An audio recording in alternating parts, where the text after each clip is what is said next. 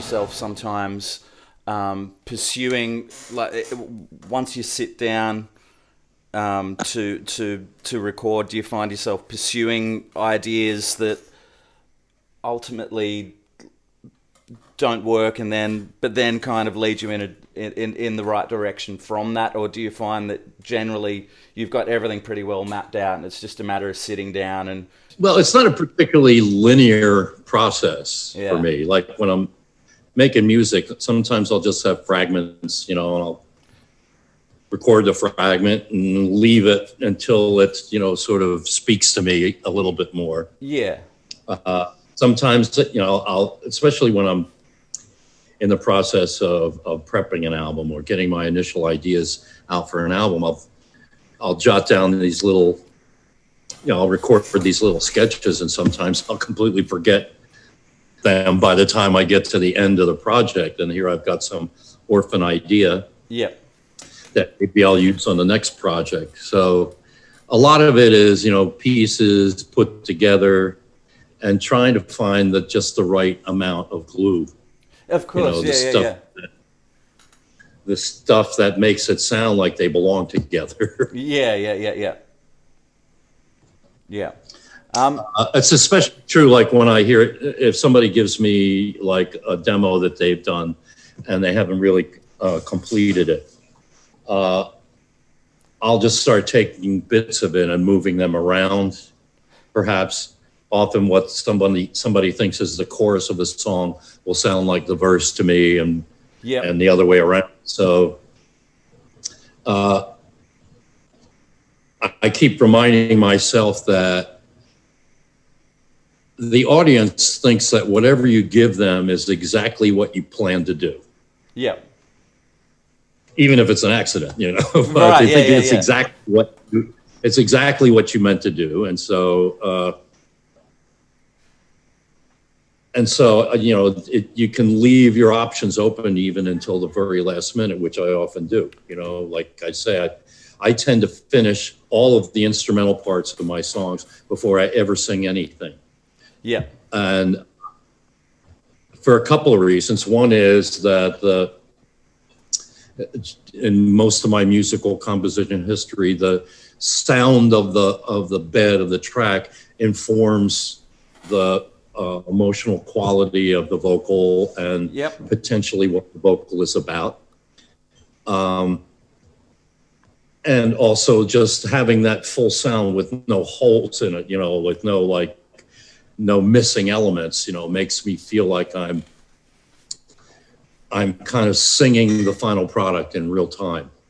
Right. And that's something, especially vivid to me when I was doing like Nearly Human, which at that time was a break from routine, not only mine, but almost everybody's routine, because all through the 80s, everyone was getting into this really sort of anal style of recording, where you would just overdub everything, you never have the whole band playing, You get super anal about the sound, and super anal about the performance. Yeah, everything was so quantized and a couple of acts, like the people that I've met in the music business, like Joe Elliott from Def Leppard. Right. Explaining how the band nearly committed mass suicide during the course of Pyromania. Yeah. Because of the fact that it just took forever. It was so anal, the process. They were recording. They were ever playing anything. Yeah. And it was kind of the same thing with... for that record, Right, Thomas Baker and the Cars' first album. Same thing. Took them a year to make the record. Yeah. It sounded like the simplest thing in the world, Yeah. But they would spend an entire day getting a rhythm guitar sound and never get a take. So well, I know, when I got to Nearly Human, I said, look, whatever happened to the good old days where you just went in and everybody played at once, and when you were done playing, you had a record. Right. Yep. And that's the thing. Nearly Human is a pretty organic sounding record, and those are two very good examples, like the Joe Elliott thing, where I saw one of the making of Hysteria or something like that, and they're recording guitars one string at a time, and Yeah. and so, like you mentioned, Roy Thomas Baker and the Queen records that he made, they were spending 10 days on Roger Taylor's snare sound before they even recorded anything. And that's an approach that I could never understand because, as I say, the audience thinks it's supposed to sound whatever it sounds like. Exactly. Yeah. And so that, the audience, you or I might notice the fine points of the sound, but the audience in general does not. It's all one thing to them. They don't pick it apart the way we do. Yeah. So, and my production philosophy has always been the most important thing by far. Yeah. Far and away is the song. Of course, yeah. Who wants to hear a great sounding, well performed version of a crappy song? Yeah, exactly. Yeah. And that after that, the thing the audience cares the most about is that there's some sort of vivacious performance going on. That the performance is convincing in some way or another. Yeah. And the very last thing I care about is the sound quality. Well, exactly, yeah. I often have to remind myself that when I get bogged down in the minutiae of mixes, or like whether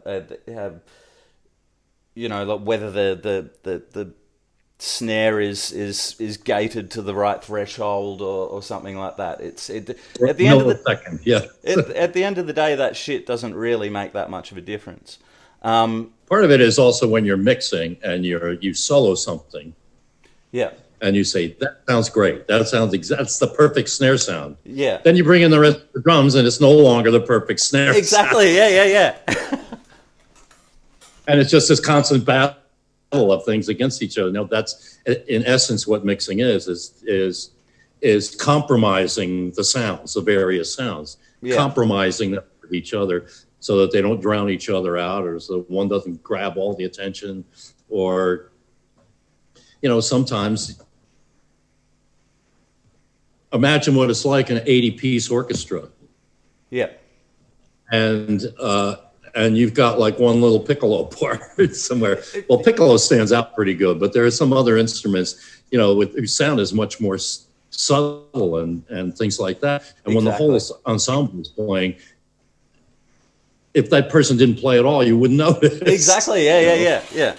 Talking of the idea of a song and a recording being, a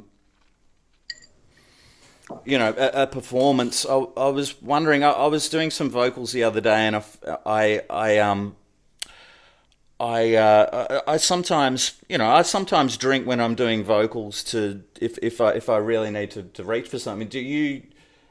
What role do intoxicants play in your, like, especially like more so nowadays when you make records? Do you find that does that play any part, or you prefer to be completely clear-headed? Well, it isn't necessary in most instances. Yeah. You're doing something that's very, like if I'm doing background vocals and they all, it's supposed to be in tune and in sync with each other and stuff like that. Yeah. I'll probably do those fairly straight. But when it comes time to do a vocal, you want to kind of, when I produce records, it's time for the singer to sing. I say, you're not singing into a microphone. You're singing into somebody's ear. Right. So stop thinking you're singing into a microphone. More imagine that you're actually singing into somebody's ear or to somebody's face, or even like a group of people, if you have to imagine that. Yeah. But the last thing you want to do is think, I'm alone in the studio. And pretending that I'm having a good time. Yeah. So to the degree that, getting a couple in you gets you to that frame of mind, where you're not as self-conscious about being alone in the studio, it often works for me. Yep. Sometimes I don't even, I don't think about it, I don't plan it. But maybe I'll start singing and think, well, I need something to drink anyway. Yeah. You know, I have to stay hydrated. So Yeah. why not put a little vodka in there as well? Yeah. Cheers. Yeah. As anyone with a brain and a heart should be, you're pretty open with your disdain of the current president, and I see that leaves you open to criticism from people, from followers of that vile man on social media. And I know you don't get involved in any of that social media stuff, and this is something that I was talking to Robin Hitchcock about, because he's very, as you are, outspoken with his disdain for him. And people like, say, for example, your music, which is, very progressive, thought-provoking, touches on, fundamental aspects of human condition and compassion, and, higher planes of consciousness and whatever. But what do you think it is that people who subscribe to that see in what you do? I don't think any of those people actually are part of my current audience. Right. There may have been a few at one point, like probably early on in the, White Knight had a song called Tinfoil Hat on it. Yeah, with Donald Fagen. And the tour that promoted White Knight, we had the video video of the song that I did with Donald, Tinfoil Hat. Yeah. And it's pretty provocative. Yeah. And at the end, when that would stop running, there would be fights in the audience. People would be screaming at each other. Yeah. And then at one point, I got interviewed by, I think it was a Hollywood Reporter, about it, about Tinfoil Hat and the reaction that it was causing. And I said, well, if that kind of thing upsets you, you should probably skip this tour. Yeah. Probably shouldn't come. Yeah. That created a whole other furor, got the attention of Russian trolls. And so, then I started getting death threats after that. But at this point, anyone who claims to be a fan or claims to have been a fan, and is also a Trump fan, is probably someone who stopped listening to music a long time ago. Right. Yeah, they probably never got past Something Anything. They still think it's Hello, It's Me and I Saw the Light and all that stuff. And they have no idea what the recent material was about, which is why Tinfoil Hat probably came as such a shock to them. Right. But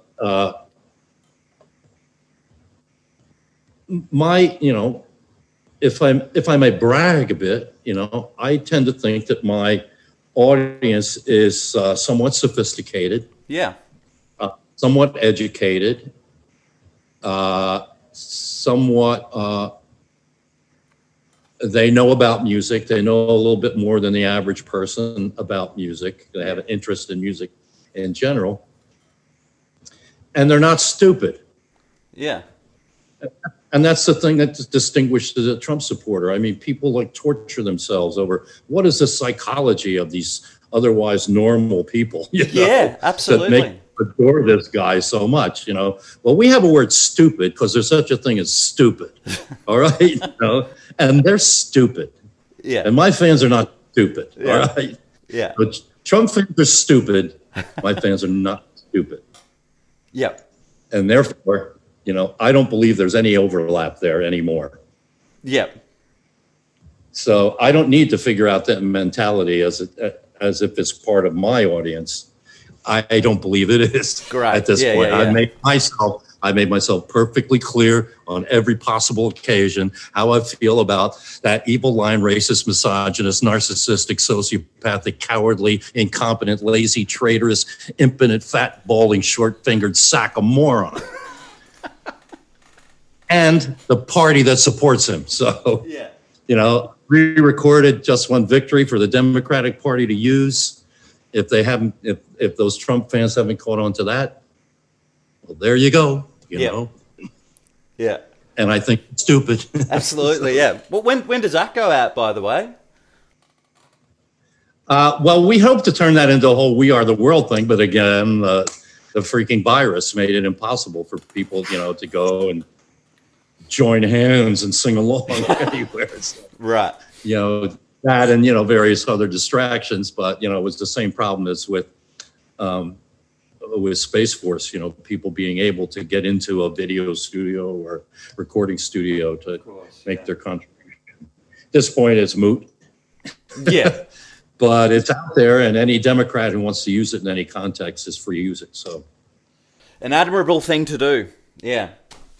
Well, we all do what we can. Exactly. Out here, there's no, out here in Hawaii, Kauai, we don't have Black Lives Matter marches because we don't have any place to do them. Right. Yeah. We don't have capitals, or we've got the. Kauai County seat is possibly it, but this is the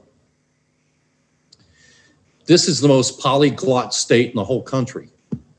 This is the only state in which white people are in the minority. Right. So, Yeah. Well, thanks so much for that, Todd.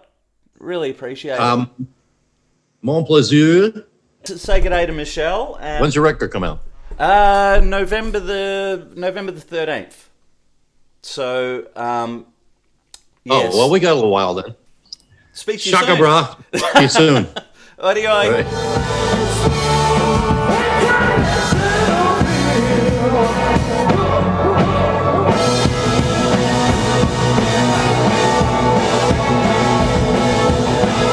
right back.